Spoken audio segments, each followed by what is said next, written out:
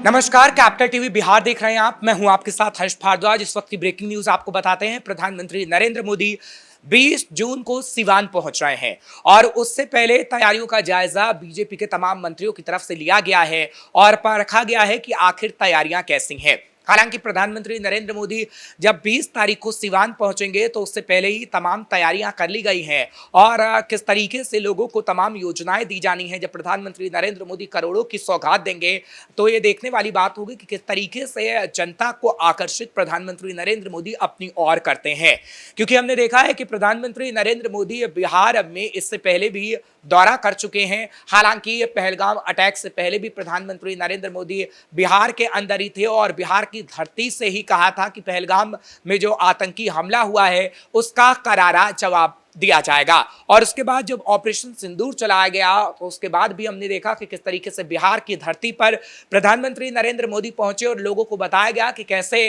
पाकिस्तान को करारा जवाब दिया गया है ऑपरेशन सिंदूर चलाकर। अब प्रधानमंत्री नरेंद्र मोदी एक बार फिर से सिवान के अंदर पहुंच रहे हैं और सिवान में करोड़ों की सौगात तो तमाम लोगों को दी ही जाएगी, लेकिन साथ ही साथ ऑपरेशन सिंदूर का जिक्र भी प्रधानमंत्री नरेंद्र मोदी करेंगे और लोगों को बताने की कोशिश करेंगे कि किस तरीके से भारत पाकिस्तान को उसके घर में घुसकर मारता है। हालांकि इससे इतर अगर बात करें प्रधानमंत्री नरेंद्र मोदी के सिवान दौरे को लेकर तो उस पर अब राजनीति भी शुरू हो गई है, क्योंकि अभी बीजेपी की तरफ से प्रेस कॉन्फ्रेंस की गई और बीजेपी ने कहा कि प्रधानमंत्री नरेंद्र मोदी का इंतजार पूरा बिहार कर रहा है और एनडीए जिस तरीके से इस वक्त सरकार में है और बिहार के अंदर जितनी सुविधाएं लोगों को दी गई हैं, जितना विकास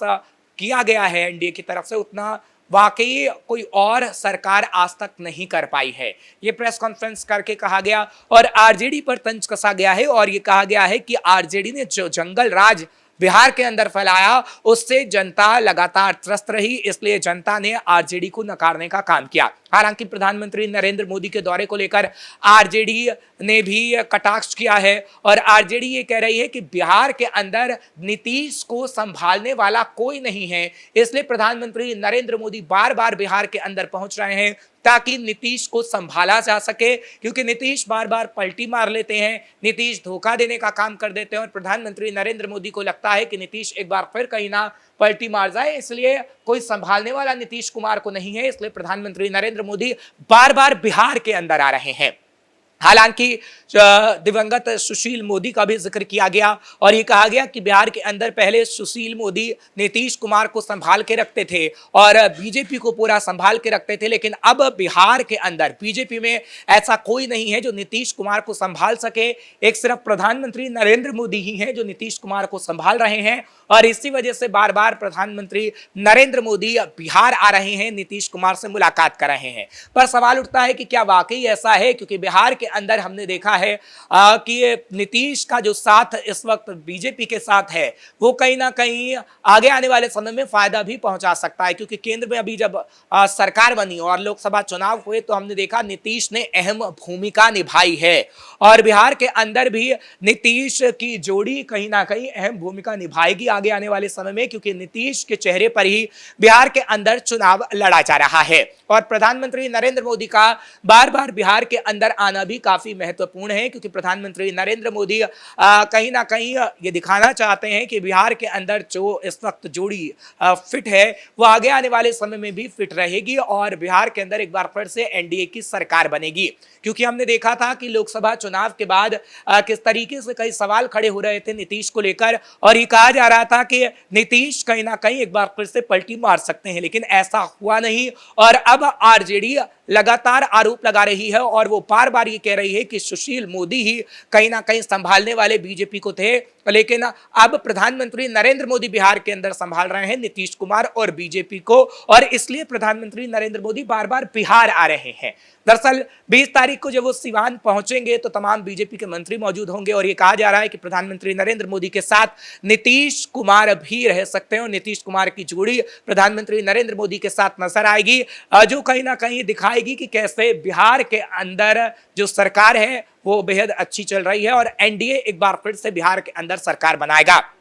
हालांकि अगर आरजेडी की बात करें तो 20 तारीख को आरजेडी की तरफ से भी एक मीटिंग रखी गई है और आरजेडी कहीं ना कहीं अपना आगे आने वाला फॉर्मूला तय करेगी कि आखिर कैसे पार्टी मजबूत हो और पार्टी कैसे लोगों को अपनी ओर आकर्षित करे। हालांकि 11 जून की तारीख तो है ही, लेकिन 11 जून को लालू का जन्मदिवस है, जिस तरीके से हमने आपको एक खबर पहले भी बताई थी। लेकिन 11 जून के बाद जो मीटिंग होगी वो 20 तारीख को होगी आरजेडी की, यह खबर मिल रही है। क्योंकि एक तरफ प्रधानमंत्री नरेंद्र मोदी सिवान में लोगों को संबोधित कर रहे होंगे, तो दूसरी तरफ आरजेडी की एक मीटिंग हो रही होगी। यानी एक तरफ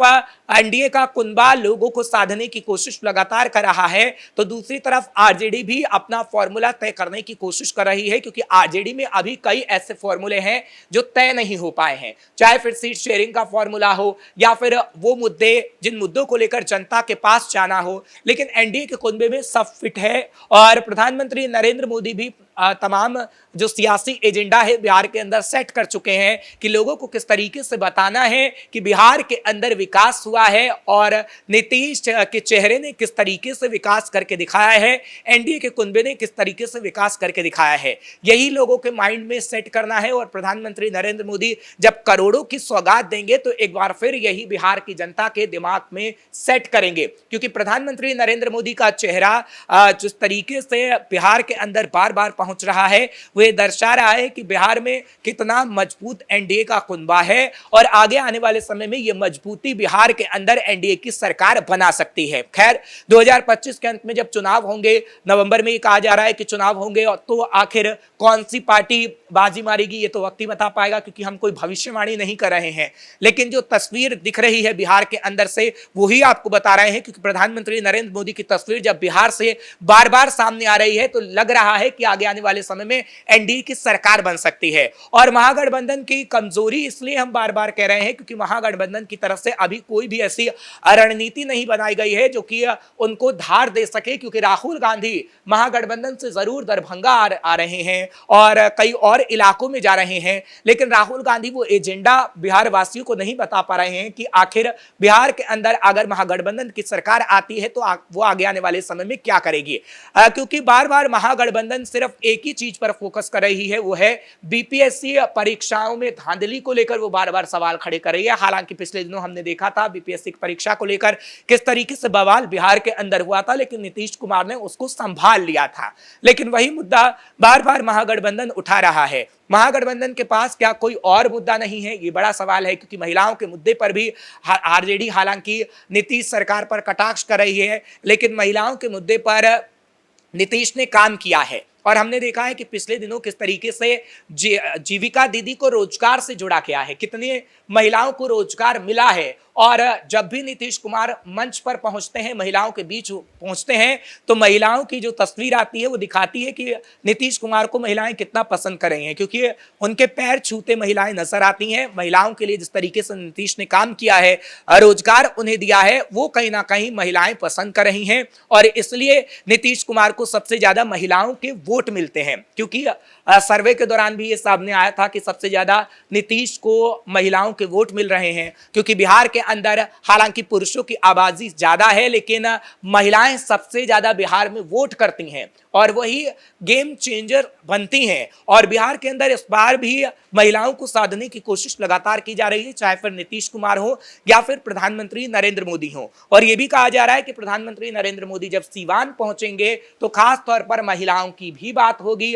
और महिलाओं को साधा जाएगा। क्योंकि आधी आबादी को साधने की कोशिश हर एक पार्टी करती है।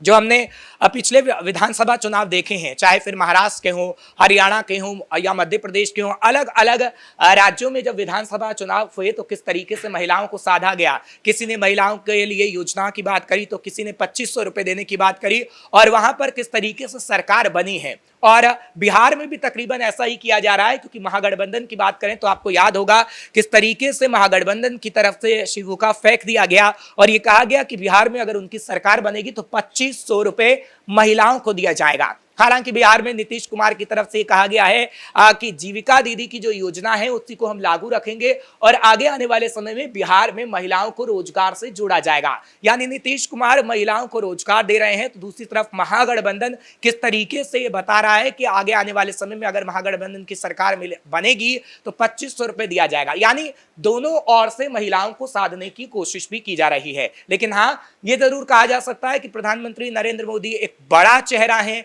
और प्रधानमंत्री नरेंद्र मोदी जब सीवान पहुंचेंगे तो एक बड़ी छाप बिहार वासियों पर जरूर छोड़ेंगे, क्योंकि अभी लालू प्रसाद यादव के खेमे से कोई भी चेहरा मंच पर नहीं आया है, चुनावी रैली नहीं की है। लेकिन प्रधानमंत्री नरेंद्र मोदी जिस तरीके से 3 बार बिहार के अंदर पहुंचे हैं, वो ये दिखाता है कि एनडीए किस तरीके से मजबूती के साथ बिहार में उतरा हुआ है, जो उसका जीत का कारण बन सकता है। कैमरा पर्सन कुणाल के साथ मैं हर्ष भारद्वाज, कैपिटल टीवी बिहार।